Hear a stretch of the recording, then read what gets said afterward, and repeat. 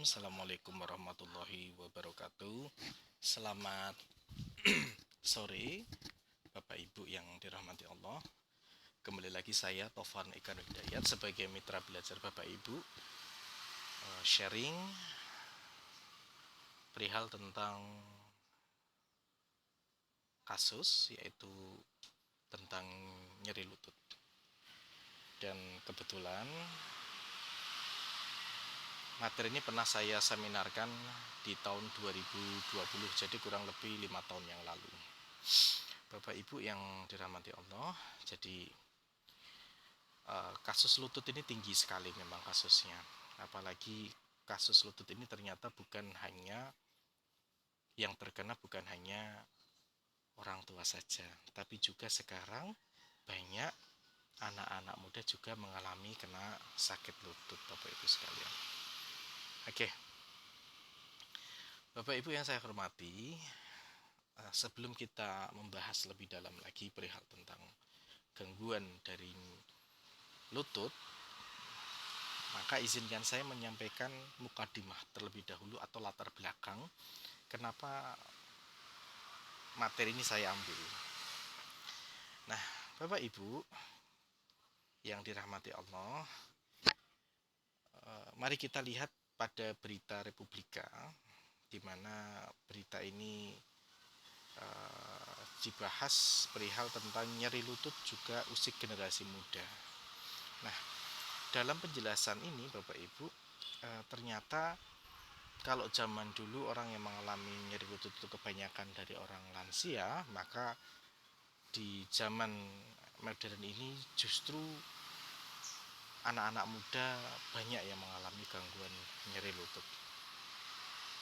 Nah, sebagaimana disampaikan oleh salah satu medical doctor, dan beliau itu merupakan seorang dokter rehabilitasi medik, beliau menyampaikan bahwa usia di atas 35 tahun itu tidak sedikit banyak yang terkena sakit lutut, dan ini terjadi karena banyaknya perubahan gaya hidup, banyaknya aktivitas-aktivitas yang tidak seimbang, dan juga ada sebagian yang karena trauma, kayak saya contoh kemarin itu saya mengalami trauma nyeri lutut di bagian sisi luar. Kalau dalam bahasa klasik saya di daerah meridian gallbladdernya kena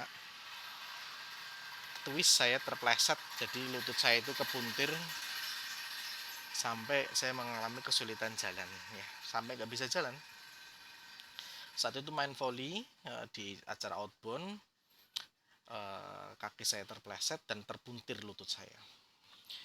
Alhamdulillah saat itu saya bawa jarum, saya menggunakan skap akupuntur, saya tusuk secara sendiri, berapa menit setelahnya nyerinya berkurang dan mulai bisa jalan dengan dipapah. Nah, ternyata Bapak Ibu, kasus-kasus nyeri lutut ini sekarang bukan hanya orang tua. Nyeri lutut ini juga dapat menimpa anak-anak muda, apalagi usianya sudah di atas 35 tahun. Nah, diantaranya perubahan gaya hidup selain kan adanya trauma, diantaranya itu karena kelebihan berat badan.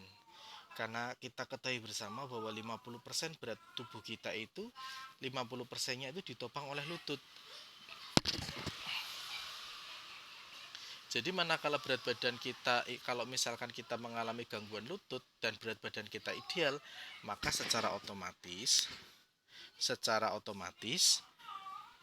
akan dapat meringankan nyeri lutut kita dan juga akan mencegah dari kerusakan gangguan lutut yang lebih dahsyat lagi. Maka dari itu hal yang harus kita lakukan diantaranya dalam merawat lutut kita adalah menjaga berat badan kita. Harus kita sering jalan, latihan kardio, agar lemak-lemak yang ada di dalam tubuh kita ini termanfaatkan dengan baik, ya, sehingga bisa mengurangi beban yang ada di lutut kita. Jadi salah satu langkah terapi utama selain akupuntur, selain pendekatan rehabilitasi medik, ya dimulai dari sendiri adalah bagaimana mengurangi berat badan.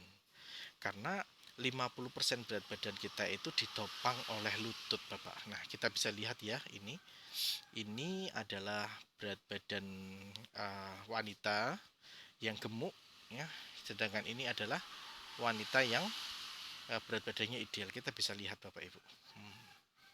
Tentunya sehat mana? Sehat yang berat badannya ideal. Ini kita belum berbicara masalah jantung. Kita belum ngobrolin masalah jantung. Nah, seperti itu. Nah, Bapak Ibu yang saya hormati,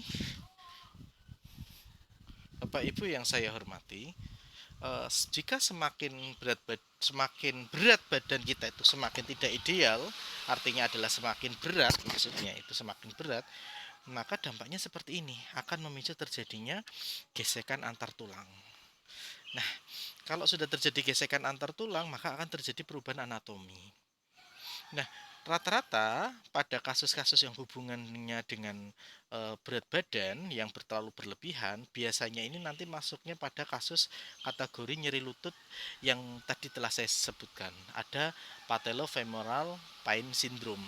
Jadi dia itu nyeri lututnya di dalam karena dia itu tertekan. Seperti itu Bapak Ibu sekalian. Nah, Bapak Ibu, sebelum kita lebih detail lagi tentang membahas tentang lutut, tadi kan kita sudah ketahui bersama bahwa ternyata gangguan dari sakit lutut ini, Bapak Ibu, ternyata bukan hanya orang lansia saja, tetapi orang anak muda banyak yang kena sekarang. Bukan hanya karena faktor olahraga, trauma, tapi karena gaya hidup, berat badan terlalu berat atau kurang gerak, itu sangat pengaruh sekali. Apalagi kalau ada beberapa otot-otot penunjang agar lutut kita itu kuat kurang kuat, itu efeknya juga nanti berefek pada kesehatan lutut kita. Nah, kita coba lihat ya ini. Jadi Bapak Ibu, sendi lutut kita itu terbangun dari 3 jenis tulang.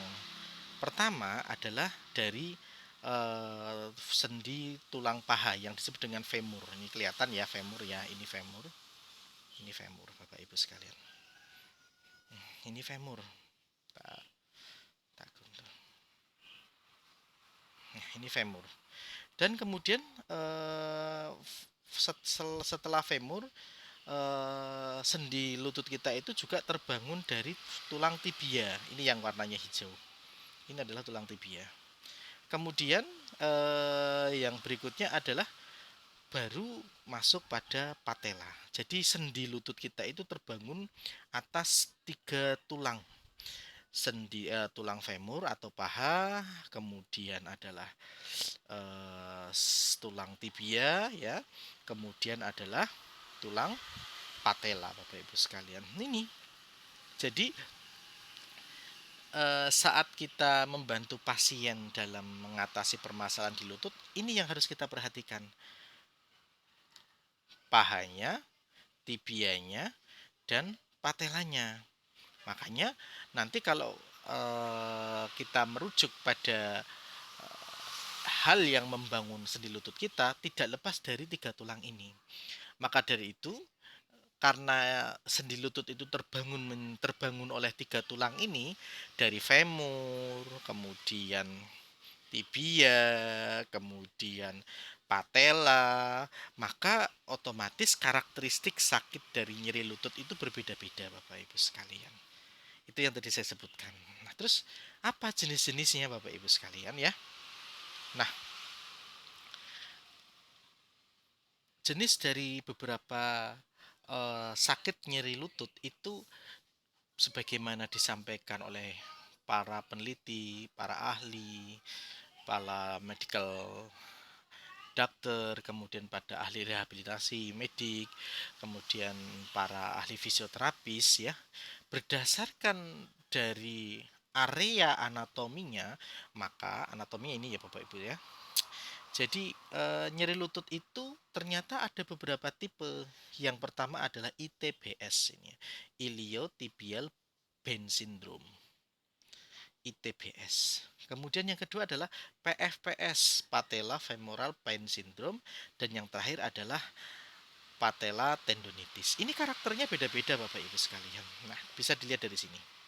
Nah, yang kalau ITBS atau iliotibial band syndrome ini Bapak Ibu, dia itu sakit lututnya ada di samping yang warnanya hijau ini. Nah, ini hijau ini. Ini sakit itu di samping. Itulah kenapa tadi saya sebutkan kalau sakit lutut itu jenisnya itu beda-beda, macam-macamnya itu beda-beda Bapak Ibu sekalian ya. Nah, kita mulai lagi, tadi ada sedikit gangguan. Jadi Bapak Ibu, ITBS, iliotibial band syndrome ini adalah karakteristik dari nyeri lutut yang sakit nyeri lututnya itu ada di sisi lateral, sisi luar, atau kalau dalam klasik masuknya itu adalah meridian gallbladder atau kandung empedu ya, jadi di samping. Hal ini disampaikan oleh salah satu rehabilitasi medik orang Eropa, dan ini nanti Ibu bisa klik link YouTube-nya agar Bapak Ibu bisa lebih detail lagi memahami gangguan nyeri lutut ini. Kemudian yang kedua Bapak Ibu sekalian, nyeri lutut yang kedua, kalau yang pertama ITBS tadi, iliotibial band syndrome tadi ada di bagian lateral, maka yang kedua patellofemoral pain syndrome ini berbeda nyeri lututnya. Patellofemoral pain syndrome ini dia nyeri lututnya itu ada di dalam lutut sana. Kalau yang ITBS itu ada di bagian lateral atau samping atau di meridian gallbladder, sedangkan kalau PFPS, patellofemoral pain syndrome, itu ada di dalam tempurung. Makanya pada kasus-kasus yang berat badannya berlebih, usia yang sudah menua, atau istilahnya itu olinya itu kurang, itu tuh dia karakteristiknya ini patellofemoral pain syndrome. Makanya nyerinya itu di dalam, sakitnya itu di dalam, nyerinya itu di dalam, bukan di luar sini bukan. Kalau ITBS itu di samping, kalau PFPS itu ada di dalam lutut sana, itu nyerinya itu kayak gitu di dalam sana. Kemudian yang ketiga itu adalah PT, patellotendonitis. Kalau tadi patellofemoral pain syndrome itu ada di dalam tempurung, ada di dalam lutut tempurung sana. Ini saya ulangi lagi ke belakang ya. Ini. Nah, jadi ini dari sini ya. Jadi kalau PFVS itu sakitnya di ini, di warna yang ungu ini. Artikular kartilago. Jadi sendi-sendi yang lunak ini tuh dia terkikis. Ini yang mengakibatkan terjadinya osteoartritis. Sedangkan kalau PT patellotendonitis yang sakit ini daerah sininya, ini di bawah warna hijau, di bawah tulang patella ini, seperti ini Bapak Ibu sekalian. Jadi memang karakteristik dari sakit lutut itu berbeda-beda ya. Kalau ITBS, iliotibial band syndrome itu ada di samping lateral.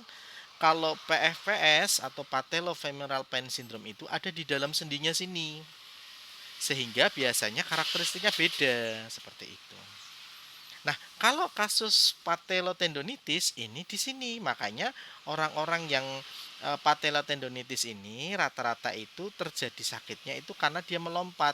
Itulah kenapa orang-orang yang terkena patellotendonitis ini, kalau kita tekan daerah sininya, ini lutut bawah patella ini, ditekan tendonnya, ini kan ada tendon ini. Di bawah ini kan ada tendon ini. Nah, ini tendon ini Bapak Ibu, patellar tendon. Nah, ini patellar tendon ini. Ini kan ada patellar tendon ini. Ini kalau orang yang misalkan pemain voli, kemudian sepak bola atau badminton, biasanya rawan terjadinya peradangan pada daerah sini, daerah patellar tendon. Sakitnya karakternya beda. Kalau ITBS itu di bagian sisi samping tubuh, meridian gallbladder. Kalau PFPS ya, patellofemoral pain syndrome itu ada di kartilagonya di dalam sana, di dalam tempurung. Ini kan di dalam tempurung ini. Sedangkan PT itu ada di luar ini tempurung atau pada area tendonnya. Nah, seperti itu. Nah, biasanya kalau PFPS itu kasusnya ini Bapak Ibu, seperti ini. Ini kan lutut yang normal nih Bu. Tapi kalau sudah lututnya ada masalah, kan ini masih ada kartilagonya. Ini sudah sangat mepet. Ini sudah sangat mepet Bapak Ibu sekalian. biasanya pada kasus patellofemoral pain syndrome ya yang tadi yang Ibu sampaikan ada grade 4 itu kasusnya ini dia patellofemoral pain syndrome. Dan ini biasanya kalau sudah kasusnya seperti ini kita harus bersinergi dengan eh, terapis yang lain atau bersama dengan dokter rehabilitasi medik. Kalau sudah kasusnya seperti ini Bapak Ibu, kita tidak bisa berdiri sendiri. Ini harus ada pengaman lutut ini nih, kanan kiri harus diamankan. Kalau tidak diamankan, gesekannya akan semakin parah seperti itu Bapak Ibu. Ya. Nah, seperti itu gambarannya. Jadi karakteristik dari nyeri lutut itu ada tiga: iliotibial pain syndrome, patellofemoral pain syndrome, dan yang terakhir adalah patella tendonitis. Itu karakternya beda-beda. Iliotibial pain syndrome itu di samping di meridian gallbladder. Itu tuh biasanya karena kebanyakan orang-orang pelari atau orang yang sering jalan atau over itu bisa kena di situnya. Kemudian patellofemoral pain syndrome itu ada di dalam lutut, di dalam lutut sana dia, di dalam lutut sini. Nyerinya di dalam sana, bukan di luar. Tapi kalau patella tendonitis itu nyerinya begitu kita tekan daerah sininya, nyeri dia bagian luarnya. Makanya penata laksanaan terapi akupuntur untuk kasus-kasus lutut itu ditusuknya ada di yang Linchwen ya, ada di ST35 ya Bapak Ibu, ST34 maksudnya ya. Kemudian ada di titik Chue di SP10, ada yang di titik Ying Linchwen, ada di Tupi, ada di Nei Tupi, ada di Heting. Itu tujuannya itu dikepung sekalian gitu loh karena untuk membangun ini gitu loh. Tapi kalau kasusnya sudah seperti ini, sudah berubah anatominya, kita tidak bisa berdiri sendiri, kita harus dibantu. Harus ada alat penunjang. Lututnya harus diamankan, harus ada. Biasanya kan ada tuh pengaman lutut orang-orang yang terkena osteoartritis parah seperti itu. Nah, gambarannya kayak gitu Bapak Ibu sekalian. Nah, iliotibial pain syndrome. Nah, ini rata-rata. Inilah Bu. Iliotibial pain syndrome. Ini lokasi nyerinya ada di luar. Biasanya kalau pada kasus-kasus nyeri lutut yang iliotibial pain syndrome ini kita tusuk yang Linchwen, kita tusuk tupi, kita tusuk ST34, kemudian kita tusuk bagian sini apa namanya? Di bagian GB berapa ya? Saya lupa namanya ini yang di yang di yang di gluteus maximus itu insya Allah selesai itu masalah Bapak Ibu. Karena itu masalahnya ada di tendonnya, bukan di tulangnya. Tapi kalau kasusnya sudah mengarah kepada ini, apa namanya? Kalau kasusnya patella femoral pain syndrome kayak gini, kasusnya sudah seperti ini Bapak Ibu, ini ya, kasusnya sudah seperti ini kalau dia masih grade 1 aman. Tapi kalau boleh saya sarankan, kalau misalkan kita ada pasien yang datang dengan keluhannya lututnya seperti ini, nyerinya ada di dalam, harus pakai pengaman lutut, lututnya harus disangga. Minimal pakai korset lutut. Kayak saya kemarin saya pakai korset lutut gara-gara terpelintir. Bener-bener sakit luar biasa Bapak Ibu. Bener-bener sakit banget itu rasanya. Bayangkan lutut itu sendinya diputer Bapak Ibu. Itu saya sampai merangkak itu jalan itu gara-gara itu tuh. Tapi alhamdulillah karena hadza min fadli Rabbi, pertolongan Allah itu saya tusuk pakai Yamamoto sendiri, saya tusuk sendiri itu Bapak Ibu. Masya Allah bisa jalan. Dan alhamdulillah pemulihannya hampir setahun ini saya nih, lutut saya ini. Mungkin kalau di ronsen mungkin ada tendon saya yang lepas mungkin ya saat itu ya. Sampai saat itu tuh saya sampai takut kalau saya terkena ACL. Sampai sempat takut, tapi alhamdulillah kemarin pas dicek sama perawat bedah tulang itu aman, tidak terkena ACL. Nah ini kalau sudah seperti ini kita harus berbeda karakteristiknya. Penata laksanaan terapi pada kasus ini sudah beda Bapak Ibu sekalian.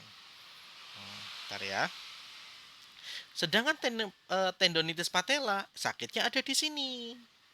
Sehingga kalau misalkan daerah sini kita tekan dia nyeri. Makanya penusukan netupi dan tupi, penusukan pada netupi dan tupi itu sangat cocok. Kita tusuk netupi, kita tusuk tupi. ST36, kita tusuk heting di sini, kita tusuk Shueihai, kita tusuk ST34, kita tusuk yang Lincuen, kita tusuk ST36, kita tusuk SP6, Yin Lincuen, insya Allah cepat pemulihannya. Ini kan ada radang, ingat. Kemarin dijelaskan terapi akupuntur itu membantu dalam proses antiinflamasi, anti peradangan gitu loh. Ya, tapi kalau kasusnya sudah seperti ini, Allahu Akbar, ini kita harus waspadai. Kalau sudah seperti ini harus kita waspadai Bapak Ibu. Kalau grade 1 masih aman, kalau sudah grade-nya sudah tinggi harus dibantu ini Bapak Ibu. Nah, ada penelitian saya punya jurnal penelitian hasil terapi akupuntur itu bisa membantu dalam mengembalikan fungsi kartilago. Jadi setelah ditusuk kartilagonya itu yang tadinya habis itu bisa bisa ada perbaikan. Ada itu Bapak Ibu. Coba nanti saya cari ya. Nah, itu. Nah, ini. Jadi Bapak Ibu, nyeri lutut itu sakit lutut atau knee pain, kenipain, kenipain. Mohon maaf ya kalau bahasa Inggris saya kok logatnya logat Brebes biasa orang ngapak ya, orang ngapak orang kepenak. Jadi Bapak Ibu sekalian, nyeri lutut itu ternyata tidak hanya satu. Karena kita ketahui bersama bahwa lutut itu terbangun oleh 3 tulang tadi, ada femur, tulang paha, ada tibia, tulang kering depan, ada patella. Makanya karakternya beda-beda. ITBS nyeri lutut yang ITBS iliotibial band syndrome itu nyeri lututnya itu di samping karena itu adalah tendon. Makanya rata-rata ditusuk lebih cepat sembuh. Kemudian nyeri lutut PFPS patellofemoral pain syndrome. Ini nyeri lututnya ini dia di dalam, deep banget dia di dalam. Tapi kalau ini ada beberapa grade ini untuk yang PFVS ini yang nanti ujung-ujungnya itu nanti mengarahnya kepada osteoartritis atau pengkapuran. Kemudian ada nyeri lutut PT, patella tendonitis. Ini tendonnya, tendon yang bagian depan. Lah, pada kasus-kasus yang PT ini biasanya itu saat orang itu melompat atau orang itu misalkan Bapak Ibu kalau zaman dulu kan kita naik kereta itu kan kalau mau turun harus lompat ke bawah, turun ke bawah. Itu kalau tendon kita nggak kuat sakit itu lutut kita itu. Kemudian kalau kasus-kasus iliotibial band syndrome itu kebanyakan saat kita larinya ototnya terlalu berlebihan bekerjanya. Sedangkan pada kasus PFVS ini kebanyakan kasusnya itu kalau sudah nyerinya di dalam itu satu itu karena kegemukan, kedua karena usia gitu. Ada beberapa nyeri lutut juga karena adanya autoimun, itu beda lagi nanti pembahasannya. Seperti itu Bapak Ibu sekalian. Nah, seperti itu gambarannya Bapak Ibu, gambaran dari nyeri lutut dan ternyata nyeri lutut itu tidak sesimpel yang kita bayangkan. Makanya kemarin ada yang tanya, "Pak, ini lanjutannya mana?" Itu penjelasannya detail banget soalnya. Gitu loh. Maka dari itu ini semoga dengan adanya rekaman video ini bisa menjawab pertanyaannya Bapak Ibu ya. Gitu. Baik, terima kasih. Begitu gambarannya Bapak Ibu perihal tentang nyeri lutut dalam pendekatan ilmu akupuntur, bahwa ternyata kita harus tetap melakukan terapi secara sinergitas terapi. Ada beberapa kasus nyeri lutut itu karena autoimun, ada yang pemicunya juga karena ada perubahan postur. Nah, khususnya di tulang belakang. Nah, nanti kan Dokter Angga itu kan nanti kalau tidak salah kemarin saya lihat ada brosurnya, Dokter Angga itu kan akan mengadakan nyeri tulang belakang. Coba deh Bapak Ibu ikut seminarnya Dokter Angga. Itu bagus banget itu, apalagi beliau adalah latar belakangnya seorang medical doctor. Pasti menjelaskannya akan lebih detail tentang perihal kasus ini. Karena secara dermatom, Bapak Ibu, secara dermatom di bagian lumbal antara lumbal 1 sampai lumbal 4 sampai sakrum itu juga akan sangat berhubungan dengan kondisi lutut kita. Maka dari itu, kalau boleh saya sarankan yang nanti bulan apa ya, Dokter, bulan Februari akhir kalau tidak salah Dokter Angga itu ada acara. Monggo itu nanti bisa ikut. Beliau nanti membedah masalah nyeri tulang belakang. Seperti itu gambarannya.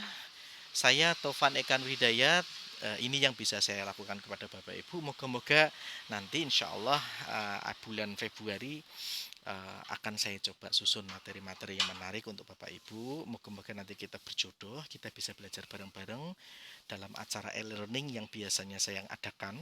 Jadi saya itu biasanya mengadakan e-learning untuk membantu mahasiswa Bapak Ibu. Jadi teman-teman dari Surabaya, teman-teman yang sudah pada lulus, teman-teman yang sebagian dari Poltekkes, tapi rata-rata biasanya yang meminta itu kebanyakan kelas khusus, yang kelas-kelas khusus. Artinya dari teman-teman yang dari latar belakang dokter, dari latar belakang akupuntur yang sudah senior, itu mereka pengen ngulang lagi materinya, itu biasanya saya menyiapkan materinya. Seperti itu gambarannya. Nah, itu ya Bapak Ibu ya, perihal tentang lutut sudah saya jawab. Untuk treatmentnya kita harus objektif Bapak Ibu ya. Sebagaimana using itu tidak bisa sendiri. Using itu saling menguatkan, using itu saling membatasi, dan using itu saling menguatkan, dan using itu saling menghidupi. Sama Bapak Ibu, kalau kita menerami kasus lutut misalkan, selama kasusnya itu tidak berat dan memang bisa kita tangani. Tapi kalau sudah kasusnya berat sampai sudah ada perlukaan di radangnya, kita harus harus bareng bersama-sama dengan tenaga kesehatan yang lain, dari teman-teman fisio, teman-teman dari rehabilitasi medik ya, seperti itu, dari dokter spesialis rehabilitasi medik. Bila perlu kita terapi berenang. Di Bandung itu kan sudah ada terapi berenang itu. Makanya Ibu kalau boleh saya sarankan, pasiennya disuruh untuk terapi berenang. Nanti terapi berenang itu bukan berenang tapi berjalan di dalam air Bapak Ibu. Baik, itu semoga ini bisa menjawab. Assalamualaikum warahmatullahi wabarakatuh. Sukses untuk Bapak Ibu. Saya Taufan Eka Nur Hidayat, dan tetap semangat. Subhanakallah wa bihamdika asyhadu alla ilaha illa anta astaghfiruka wa atubu ilaik. Semoga Allah merahmati Bapak dan Ibu ya, diberikan kesehatan, rezeki yang lapang, diberikan keberkahan ilmu, dan diberikan kelapangan hati. Semoga Bapak Ibu diangkat derajatnya dengan ilmu akupunktur ini. Assalamualaikum warahmatullahi wabarakatuh.